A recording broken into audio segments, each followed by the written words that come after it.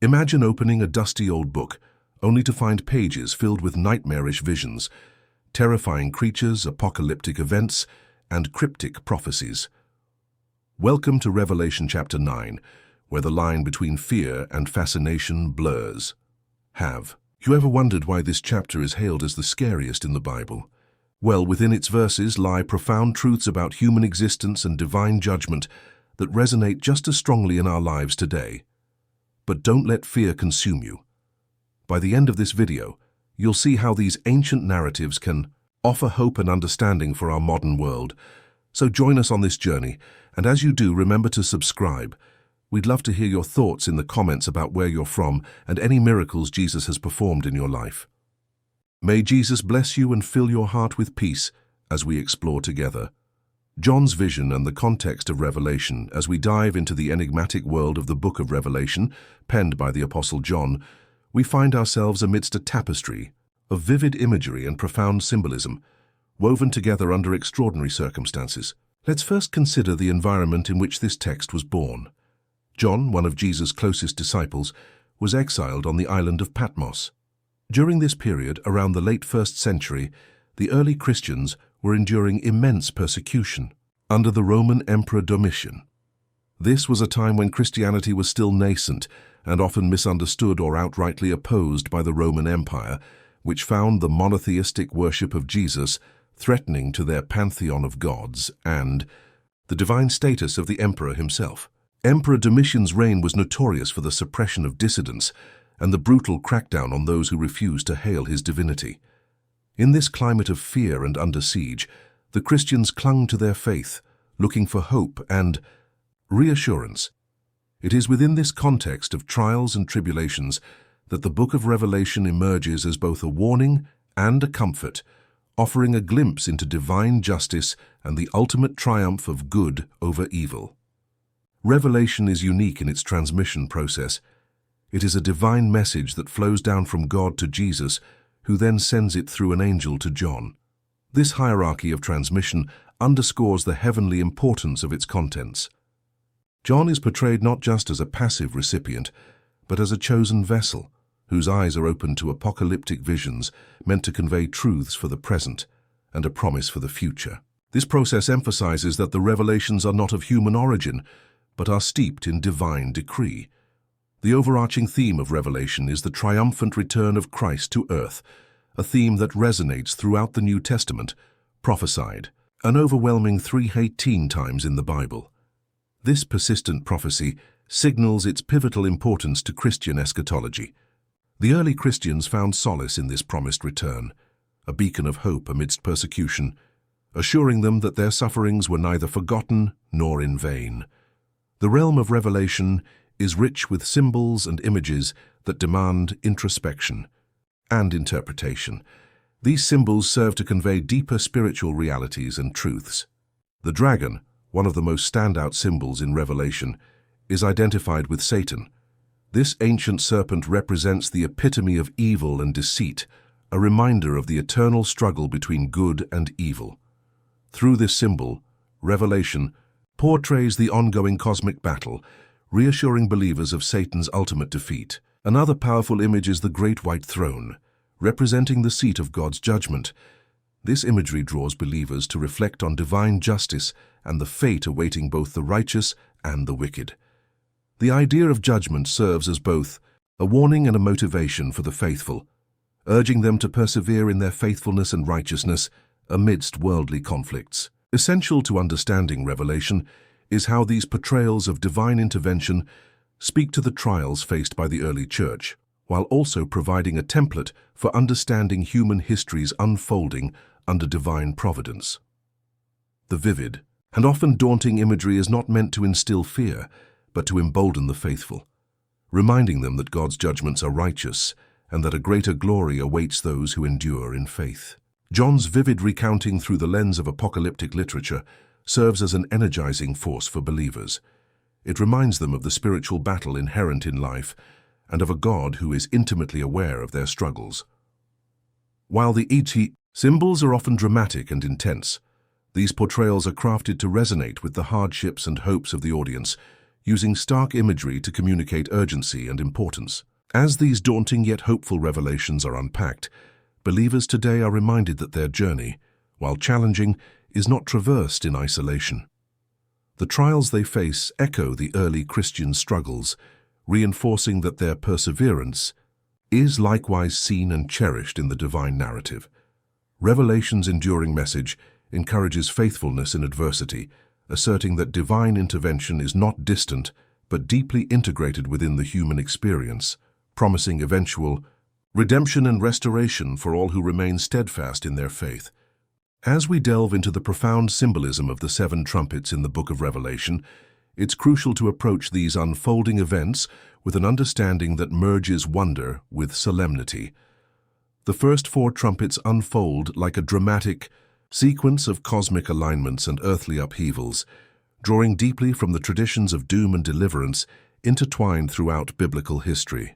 Each trumpet carries a resonant echo of ancient plagues, marking a pathway through catastrophe into redemption, underlined by the dire consequences of turning from divine guidance. When the first trumpet sounds, we are confronted with an image, both awe-inspiring and terrifying: hail and fire mingled with blood hurled to the earth. This brings to mind the haunting plague of hail in Egypt from the Book of Exodus. A potent reminder of divine might and judgment, it reflects how nature itself becomes an instrument of heavenly decree, shaping a stark narrative of ecological upheaval. 1/3 of the earth is scorched, the greenery consumed in flames, a vivid gesture that speaks volumes about the delicate balance of creation and the ease with which it can be undone when humanity transgresses its boundaries. The second trumpet blows, and a massive object resembling a blaze crashes into the sea. This is a startling metaphor reminiscent of ancient fearsome legends of divine judgment like Jonah and the stormy seas. It brings disaster, casting 1/3 of the oceans into turmoil, a cataclysmic upheaval that echoes current concerns of pollution and maritime contention, yet profoundly more devastating. Ships are destroyed, seas become blood-tinted, and marine life perishes. Nature's elements respond dramatically to a cosmos turned awry by discord and disobedience, illustrating a spiritual, not just physical, dissonance radiating across creation. As the third trumpet peals, a great star, burning like a torch, falls from the sky, contaminating freshwater sources. Named Wormwood, this star gives once life-giving water a bitter, poisonous edge, a symbolic reflection on corruption and the consequences when humanity strays from life's living waters, the divine path. This imagery of bitterness overwhelming sweetness warns powerfully of spiritual desolation when the purity of truth is compromised. Water, our very source of life, turns into a reservoir of death and despair, highlighting our accountability for the purity of both spiritual and real-world resources. When the fourth trumpet floods us with its ominous signal, celestial bodies, sun, moon, and stars, are smitten. It's a shocking cascade that darkens 1/3 of the earth, drawing parallels with the 9th Egyptian plague's eerie darkness. This celestial dimming serves as a metaphor for the withdrawal of divine enlightenment, a testament to spiritual blindness befalling a world that has lost its bearing. Here we engage with the unsettling prospect of a reality where cosmic order is disrupted, suggesting the fragility of both literal and metaphorical light we depend upon to traverse our lives. These foreboding trumpets resonate with more than doom. They challenge the boundaries of human hubris against divine authority. They compel us to confront the delicate interplay between human deeds and divine judgment, how time and again, biblically, humans turn to their devices only to usher in their downfall. Yet amid these calamities lies an unspoken call to repentance and renewal, and the promise that catastrophe is not the end, but a stark precursor to restoration. It also gestates a forewarning. What's to come in subsequent chapters holds more unsettling and profound significance, a path these initial trumpet blasts start to illuminate in profound and unsettling detail. Through these dramatic scenes unfolding from 4 trumpets, Revelation compels us to examine our world and our place within it. A narrative not of terror for terror's sake, but of striking necessity, the reclamation of the sanctity of all human life's interconnectedness with our environment. As John vividly narrates these unfolding events, they serve as prelude to further disclosures, further complexities, aligning our hearts and senses to understand the magnitude of what God calls us towards. In pondering this unfolding drama, we prepare ourselves for the greater depths of spiritual truths awaiting in the tumultuous ranks of judgment and salvation that Revelation subsequently unfurls. In the unfolding narrative of Revelation, the sound of the fifth and sixth trumpets signals a turning point, diving deeper into realms that provoke both awe and dread. These trumpets are uniquely alarming, marked as woes, intended to awaken the world to a stark and surreal confrontation with forces beyond ordinary comprehension. As the fifth angel sounds his trumpet, the abyss, a pit of unfathomable depth, is unlocked, releasing entities that defy any conventional description. The text paints an eerie picture. We are introduced to Abaddon, or Apollyon in Greek, a name translating to the Destroyer. This figure commands a horde of locusts, yet these are not the insects we typically imagine. Instead, they are depicted as hybrid creatures with features amalgamating human, animal, and mystical elements. It's a tableau vivant of terror, each locust bearing the face of a human, the teeth of a lion and the tail of a scorpion. This vivid imagery serves as a powerful metaphor for the chaos and pain they bring upon humanity. For those 5 months, a time span specifically highlighted, they are given the authority to torment, but not kill. This limited span might seem peculiar, raising questions about divine intent and the endurance of creation under such trials. It is here that the spiritual seals draw significant contrast. Those who bear the divine seal are spared this torment. The protection of the faithful underscores God's distinction between his followers and those allied with evil forces. Meanwhile, those without the seal undergo excruciating suffering, painting a harrowing picture of spiritual warfare manifest in the physical realm.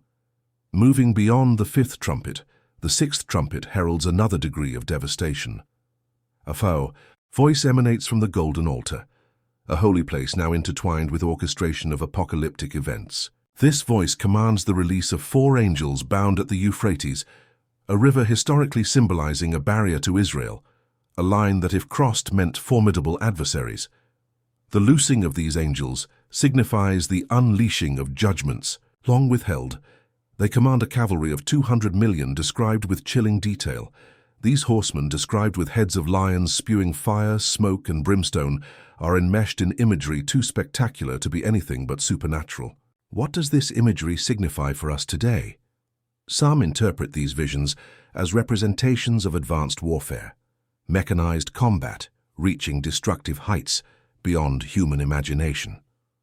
Others perceive this as an intense spiritual phenomenon, a manifestation of evil forces in a tangible form. The breadth of interpretations converges on one unyielding truth, the unequivocal might of divine providence. These passages challenge believers to recognize the impermanence of the physical world and the supremacy of spiritual realities.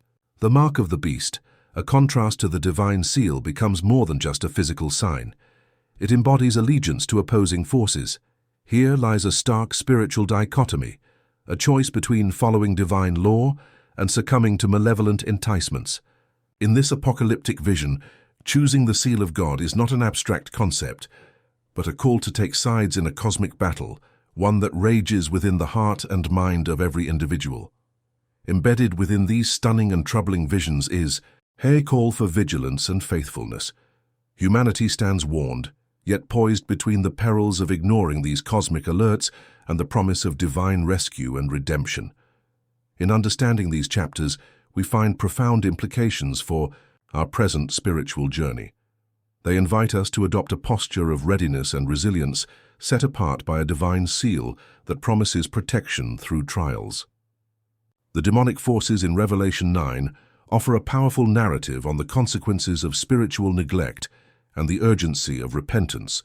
These images are not presented to paralyze with fear, but to galvanize with purpose. The divine message is clear and the choice is stark: to align with the forces of darkness or to embrace the light of redemption. It is an exhortation to fully grasp the power of divine protection in tumultuous times and to understand that ultimately, spiritual preparedness is our safeguard in anticipating the fulfillment of divine prophecies. In reflecting on the Book of Revelation, particularly after emerging from the tumultuous symphony that is the trumpets, we are left on the precipice of introspection about the true essence of this divine message. This chapter is not merely a narrative of doom, but an invitation to delve into the profound understanding of God's sovereignty, especially pertinent as chaos unfolds around us. Here we must grasp the quintessential spiritual revelations that ripple through every verse. Firstly, the Book of Revelation is a testament to divine sovereignty. It assures us that, despite seeming tumult, God is firmly in control. This is not a distant or indifferent authority, but one that is compassionately intertwined with creation. By understanding this, we equip ourselves with the wisdom and resilience needed to navigate the trials ahead. God's sovereignty is a balm amidst worldly calamity and personal tribulation. It offers peace, the assurance that everything operates within the divine purpose and ultimate victory of good over evil. The spiritual battle waged within Revelation is not an ancient tale, but an ongoing struggle that reflects the reality of spiritual warfare present in every believer's life today. This battle is an invitation to personal faith, a call to stand in spiritual vigilance and prepare for both present challenges and those foretold. We are called not just to watch, but actively participate in this battle through prayer, righteousness, and adherence to divine principles. This vigilant stance is a proactive engagement with our faith, a dynamic dance with the divine that strengthens our spiritual armor. Revelation also beckons us to contemplate the broader eschatological framework, a canvas where modern entities might play a role. While interpretations vary and speculation abounds, this contemplation isn't meant to incite fear, but to deepen understanding.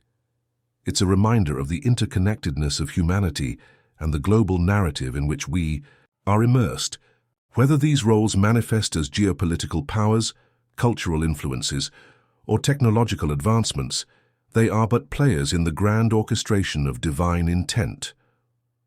The spiritual messages within Revelation underscore the importance of preparedness, not merely as a tool for survival, but as a means of thriving amidst adversity. Preparedness here speaks to both a physical and spiritual realm. It involves recognizing the signs, understanding the times, and anchoring oneself in faith and community. This dual readiness ensures that when faced with trials, the foundations of our faith remain unshaken. Furthermore, Revelation invites us to examine the condition of our hearts. The narrative compels an introspection of who we are in the context of faith and how we align with divine truth. It is a mirror reflecting our spiritual states, urging realignment with God's purposes and an authentic walk in His ways. The last reflections of this powerful book remind us of the significance of community in spiritual journeys. As much as the message is personal, it is also communal, emphasizing unity and support within the body of believers. This community acts as a fortress against the adversities depicted and a source of collective strength. Engaging with this community fosters spiritual growth, accountability, and encouragement, crucial as we navigate the complexities of modern life and eschatological anticipation. As we journey through Revelation, symbolism becomes a powerful teacher. The vivid imagery, while daunting, is adorned with profound truths waiting to be unraveled. These symbols are not mere illustrations of doom, but serve as markers guiding us to a deeper insight into God's redemptive plan. Comprehending these symbols evokes a spiritual awakening, a call to see beyond the surface and grasp the deeper, transformative implications they bear on our faith and worldview. Finally, Revelation stands as a compendium of hope. Amidst the apocalyptic imagery, the profound spiritual messages mirror God's promise of restoration and renewal. In the face of darkness, the light of hope shines, reminding us that the end is not despair, but the dawning of a new beginning. This hopeful perspective encourages us to live with purpose and urgency, purchasing our time wisely and investing in eternal truths. In all, while Revelation 9, with its fearsome imagery, might be daunting, it ultimately propels us toward a deeper engagement with our faith, a call to stand firm in spirit, eyes peeled for divine movements, and hearts ready for the fulfillment of divine promises. This call extends an unwavering invitation to trust in divine sovereignty, engage in spiritual vigilance, and embrace the hope rooted in God's eternal kingdom, preparing us not just for the end, but ensuring we live fully and faithfully every day.